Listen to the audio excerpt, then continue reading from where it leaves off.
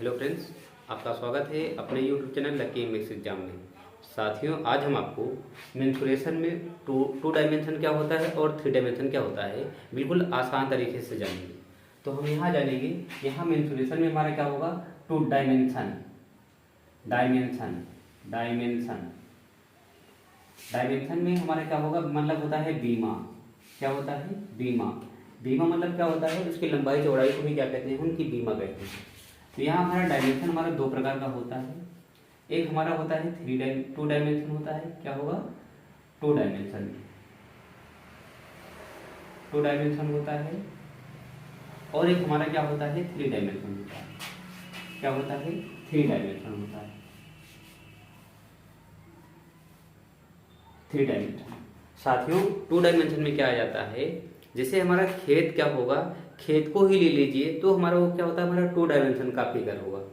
अगर किसी वस्तु को, जिससे हम क्या होगा, ये मार्कर अगर उठा लें तो ये मार्कर हमारा क्या है, थ्री डायमेंशन का है। जैसे अगर हम माचिस का डिब्बा उठा लें या कोई एक घनाभ उठा लें, ये हमारा क्या होता है, थ्री डायमेंशन। इसमें तीन भुजाएं होती हैं, जो क्या होता है, एक संलग्न भुजाएं होती हैं, उसे हम क्या कहते हैं, थ्री डायमेंशन कहते हैं। जैसे हमारा क्या होगा, टू डायमेंशन में हमारा क्या होगा, जैसे खेत हमारा हुआ, खेत में हमारा क्या होगा, वर्गाकार हो सकता है, आयताकार हो सकता है, वृत्ताकार होता है, समलंबकार होता है, समचतुर्भुज होता है, समांतर चतुर्भुज के आकार का हो सकता है, त्रिभुज के आकार का हो सकता है, समद्विबाहु त्रिभुज का आकार का हो सकता है। लेकिन हमारा थ्री डायमेंशन में क्या होगा, जो चीज उठा के इधर से उधर रखा जाए तो हमारा क्या होता है, वो थ्री डायमेंशन होता है। जैसे यहाँ पे हम टू डायमेंशन में देखेंगे, नंबर एक क्या होगा हमारा, जैसे वर्ग होगा। क्या होगा? वर्ग वर्ग होगा। नंबर दो क्या होगा, आयत होगा, आयत। और यहाँ पे तीसरा हमारा क्या होगा, समचतुर्भुज समचतुर्भुज समचतुर्भुज। नंबर चार क्या होगा, समांतर चतुर्भुज समांतर चतुर्भुज समांतर चतुर्भुज। उसके बाद क्या होगा, समलंब चतुर्भुज समलंब चतुर्भुज समलंब चतुर्भुज समलंब चतुर्भुज। उसके बाद आ जाता है हमारा त्रिभुज आ जाएगा, त्रिभुज होगा। त्रिभुज में हमारा क्या होगा, जैसे समबाहु त्रिभुज, समद्विबाहु त्रिभुज, विषमबाहु त्रिभुज, ये सारे त्रिभुज हमारे क्या होगा, टू डायमेंशन के तहत आता है। उसके बाद हम लिखेंगे वृत्त। वृत्त हमारा भी क्या आ जाएगा, टू डायमेंशन में आ जाता है। ठीक है सर, तो ये सारे फिगर हमारा क्या होगा, टू डायमेंशन से संबंधित होगा। तो हम आगे बात करेंगे थ्री डायमेंशन की। थ्री डायमेंशन में हमारा नंबर एक पे क्या होगा, जैसे घन की बात करा जाए तो घन हमारा क्या होता है, थ्री डायमेंशन होता है। नंबर दो क्या होगा, घनाभ। घनाभ हमारा क्या होता है, थ्री डायमेंशन का फिगर होता है। इसके बाद हम बात करेंगे बेलन की बात करेंगे। बेलन आपका क्या होता है, थ्री डायमेंशन होता है। चौथा नंबर बात करेंगे शंकु। शंकु हमारा क्या होता है, थ्री डायमेंशन होता है। पांच पे अगर जैसे हम प्रिज्म की बात करें तो प्रिज्म आपका क्या होगा बताइए, प्रिज्म भी हमारा थ्री डायमेंशन होता है। पिरामिड की बात करेंगे तो पिरामिड हमारा जो होता है ये भी थ्री डायमेंशन होता है। 7 नंबर की बात करेंगे छिन्नक जो होता है, छिन्नक छिन्नक भी हमारा क्या होता है, ये थ्री डायमेंशन होता है। और गोला की बात करेंगे तो गोला हमारा क्या होगा, थ्री डायमेंशन होता है। गोला हमारा क्या होगा, थ्री डायमेंशन का होता है। ठीक है साथियों, हम इसके डायग्राम को समझ लेते हैं कि डायग्राम इसके कैसे बनते हैं। अगर हम वर्ग के डायग्राम की बात करें तो जिसकी सभी भुजाएं क्या होती हैं, बराबर होती हैं और प्रत्येक कोने पे क्या होता है, 90 डिग्री का कोण बनता है, ये हमारा क्या कहलाता है, वर्ग कहलाता है।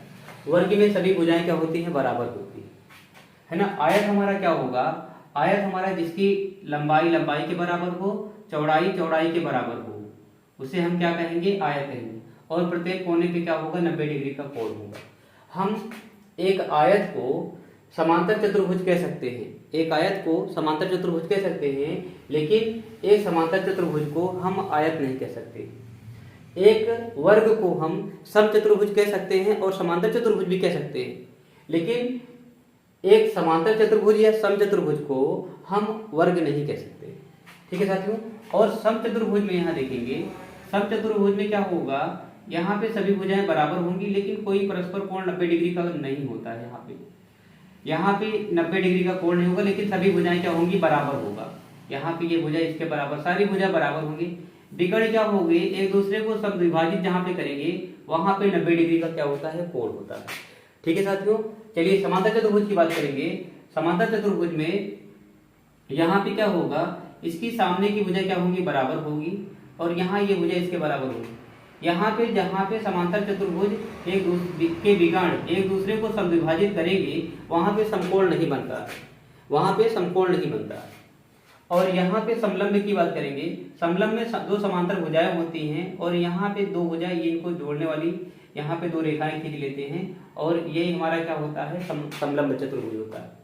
त्रिभुज की बात करेंगे। त्रिभुज हमारा 3 प्रकार का होगा। एक हमारा क्या होगा, समबाहु त्रिभुज होता है जिसमें प्रत्येक कोण 60 डिग्री का होता है। एक होता है समद्विबाहु त्रिभुज। समद्विबाहु त्रिभुज में एक होगा समकोण समद्विबाहु त्रिभुज होगा, तो जहाँ पे 90 डिग्री कोण बनेगा। लेकिन एक और बनता है जिसमें 90 डिग्री का कोण नहीं होगा, वो भी हमारा क्या होगा, दो भुजा बराबर रहेंगी। ये हमारा क्या होगा, समद्विबाहु त्रिभुज होगा। ये भुजा बराबर कर लेंगे तो समद्विबाहु त्रिभुज होगा। विषमबाहु त्रिभुज में क्या होगा, एक समकोण विषमबाहु त्रिभुज होगा, एक तीसरा होगा जिसमें क्या होगा, कोई भी भुजा क्या होगी, बराबर नहीं होगी। हमारा क्या कहलाता है, विषमबाहु त्रिभुज कहलाता है। ठीक है साथियों, हम वृत्त की बात करेंगे। वृत्त हमारा क्या होगा, यहाँ से एक किसी वृत्त को, यहाँ वृत्त क्या होता है, किसी बिंदु को केंद्र मानकर उससे कुछ दूरी पे यानी r त्रिज्या की दूरी पर एक चली गई दूरी को क्या कहलाता है, वृत्त कहलाता है। ठीक है साथियों, ये हमारा क्या होगा, 2 डायमेंशन के सारे फिगर हैं, इस तरह से बनते हैं। हम 3 डायमेंशन की बात करेंगे तो हमारा यहाँ पे जैसे घन आ गया। घन में क्या होगा, यहाँ पे इसकी एक संलग्न भुजाओं से तीन रेखाएं निकली होती हैं। ऐसी रेखाओं को हम क्या कहते हैं, ऐसी रेखाएं अगर जुड़ी हो तो ऐसी रेखाओं से जुड़े आकृति को क्या कहते हैं, घन कहते हैं। यहाँ पे घन में हमारा क्या होगा, ऐसे यहाँ पे बना लेंगे और इसकी सभी भुजाएं क्या होती हैं, बराबर होगी। सभी भुजा क्या होती हैं, बराबर होगी। फलक इसमें देखेंगे तो यहाँ पे ऊपर वाला ये सतह ये सारे क्या होते हैं, इसका फलक होता है। कोण की बात करेंगे, ये दो सतह जहाँ पे मिलते हैं इसे क्या कहते हैं, कोण कहते हैं। कोण क्या होगा, जहाँ पे तीन रेखा आपस में क्या हो, एक पॉइंट में जुड़े होते हैं उसे क्या कहते हैं, कोण कहते हैं। घनाभ की बात करेंगे तो घनाभ हमारा क्या होगा, जिसकी लंबाई चौड़ाई क्या होगी, ऊंचाई अलग अलग होगा, हमारा क्या कहलाएगा, घनाभ कहलाएगा। लंबाई चौड़ाई और ऊंचाई क्या होगी, अलग अलग होंगी, क्या कहलाएंगे, घनाभ कहलाएंगे। जैसे हमारा ये क्या हो गया, L हो गया, ये D हो जाएगा और ऊंचाई क्या हो जाएगा, H आएगा।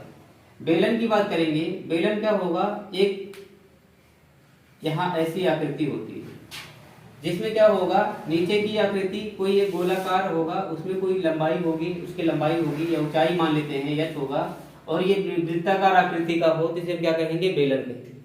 अगर इसी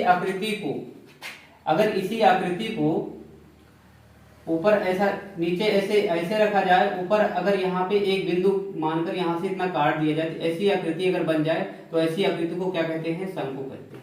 ऐसी आकृति को क्या कहेंगे, शंकु कहेंगे। अगर पिरामिड की बात करा जाए तो पिरामिड में यहाँ नीचे की आकृति क्या होती है, बदल जाती है। वृत्त की बजाय अगर त्रिभुजाकार हो जाए, चतुर्भुज के आकार हो जाए, पंचभुज के आकार हो जाए, खष्टभुज के आकार का हो जाए तो उसे हम क्या कहेंगे, पिरामिड कहेंगे। और अगर बेलन में यही आकृति अगर वृत्त के जैसा ना होकर त्रिभुजाकार हो जाए या चतुर्भुज हो जाए या पंचभुज हो जाए तो ऐसी आकृति को हम क्या कहेंगे, प्रिज्म कहेंगे। क्या कहेंगे, प्रिज्म कहेंगे। छिन्नक क्या होता है, अगर शंकु के यहाँ पे शंकु का ऊपरी सिरा थोड़ा सा काट दिया जाए और ये ऐसे दिखने लगे तो ऐसी आकृति को हम क्या कहते हैं साथियों, छिन्नक कहेंगे। ये गोला के बारे में जानते हैं। गोलक हमारा ऐसे होता है, ये 3 डायमेंशन होता है और यहाँ पे 720 केंद्र पर 720 डिग्री का कोण बनाता है। ठीक है साथियों, बस आज इतना ही इसमें जानेंगे।